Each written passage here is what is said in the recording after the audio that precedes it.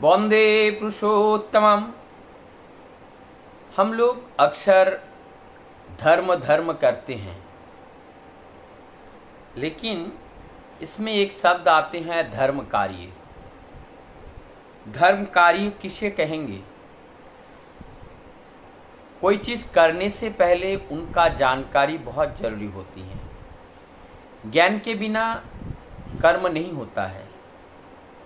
जब हम ज्ञान के द्वारा अच्छा और बुरा की जानकारी करते हैं और फिर हम अच्छा कार्य करने में सफल हो पाते हैं। परमदयाल श्री ठाकुर जी धर्म कार्य के बारे में कहते हैं, तुम्हारा जीवन में उन्नत के साथ साथ, और ये उन्नत क्या है इसके बारे में समझना पड़ेगा। उन्नयन दो प्रकार का होता है। एक है हमारे भौतिक शरीर का बढ़ना और भौतिक जगत का वर्धनशीला होना। जैसे हमारी रुपया, पैसा, घर, गाड़ी, ये सारी चीज़ जब ज़्यादा से ज़्यादा बन जाते हैं तो ये भौतिक उन्नयन होता है। आध्यात्मिक उन्नयन क्या है? जिस उन्नयन से हम भौतिक जगत में रहने के बावजूद भी भौतिक वस्तुओं के प्रति हम उतना आसक्त नहीं होते हैं। भौतिक वस्तुओं को ज़्यादा महत्व ना देते हुए जीवन की प्रयोजन को पूर्ण करते हुए हम लोग चलते हैं। परमदयाल श्री ठाकुर जी कहते हैं, यही धर्म कार्य हैं जिसके माध्यम से हमारे जीवन के साथ साथ हमारे परिवेश में जो लोग रहते हैं उन लोगों का जीवन जस वृद्धि एक के बाद एक धीरे धीरे वर्धनशीला हो उठे। इसमें हमें एक चीज समझना होगा, जीवन में वृद्धि, जीवन जस और वृद्धि, ये जीवन माने आनंद। जब हमारे आनंद के साथ साथ हमारे पाड़ा प्रतिवेशी की चेहरा खिल उठे, उनकी भी आनंद का एहसास करें और उनका भी जो कृति हैं वो चारों ओर सुदूर प्रसारित हो जाएं और उनके जीवन में धीरे धीरे उनके आदि दैविक, आदि भौतिक और आदि मानसिक, ये तीनों तरह का उन्नयन उनके जीवन में हो। ठाकुर जी बोलते हैं, हमारे जीवन में बोलना वही है। बोलने से पहले हमारा जो भाषा बनती है वो भाव से बनती है। इसलिए भाव क्या है, कैसा है, वो भाव यहाँ प्रकाश करना चाहिए, प्रकाश करना चाहिए या नहीं, इसको भी हमें क्या करना पड़ेगा? समझना पड़ेगा, बुद्धि लगाना पड़ेगा, विचार करना पड़ेगा कि हम इस भाव को यहाँ पे हम शब्द रूप दे सकते हैं या नहीं।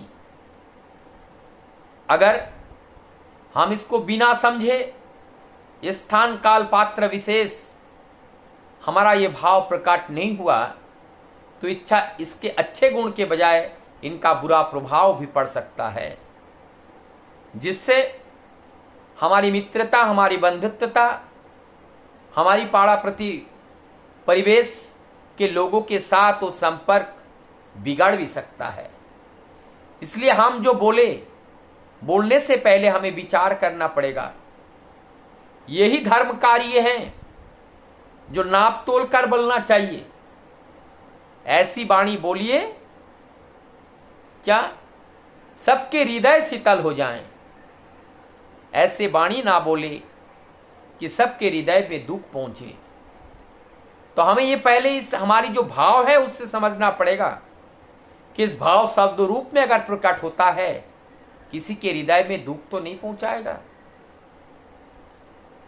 और हम इस तरीके का आचरण हमारे जीवन में भी अनुसरण करते हुए हमारी इस देह से उसको प्रतिपादित करना चाहिए। और जब हम ऐसे निर्देश को अपने जीवन में पालन करने के लिए तत्पर होकर चलेंगे तो हमारी जीवन का जो अमंगल है, हमारी जीवन का जो भय है, हमारी जीवन की जो अशुभ है, हमारी जीवन की जो अमंगल है, हमारी जीवन की जो पराजय है और हमारी जीवन का जो अंधकार है, ये सब निश्चित ही दूरीभूत होगा। और जब ये जो शुभ कर्म, आध्यात्म कर्म, धर्म कर्म, जो धर्म कार्य हम कहते हैं, धर्म कार्य कभी भी अमंगल नहीं लाती हैं। धर्म कार्य से हमारी जीवन में कभी अवनति नहीं आती है।